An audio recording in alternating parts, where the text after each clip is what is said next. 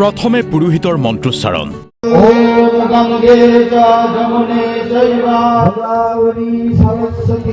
তাৰ পিছত আয়তীৰ উৰুলি,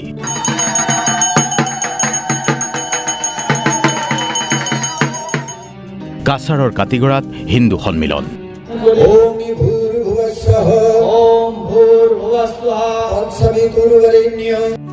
হিন্দুৰক্ষী দলে আয়োজন কৰিছে হিন্দুৰ সুৰক্ষা আৰু একতাৰ ওপৰত আলোকপাত কৰা এই বিশেষ হিন্দু সন্মিলনৰ উদ্দেশ্য বিশ্ব শান্তি যজ্ঞৰ।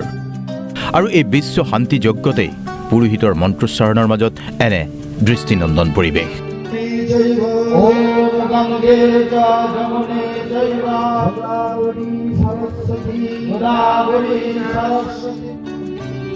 আয়তীৰ জাত জাত উৰুলি আৰু পুৰোহিতৰ মন্ত্ৰোচ্চাৰণৰ মাজত এক আধ্যাত্মিক পৰিৱেশে বিৰাজ কৰিলে কাছাৰৰ কাতিগড়াত। আৰু এই অনুষ্ঠানত অংশ ল'লে ভাৰত সেৱাশ্ৰম সংঘৰ উত্তৰ-বংগৰ মুখ্য সংগঠক স্বামী প্ৰদীপ্তানন্দজী মহাৰাজে। ভারত সেবাশ্রম সংঘের উদ্যোগে এই বিশাল সনাতন ধর্ম সম্মেলনের আয়োজন বিশ্ব শান্তি যজ্ঞ। প্রায় 10,000 লোকের আয়োজন করেছেন এখানকার মানুষ, প্রসাদের ব্যবস্থা করেছেন।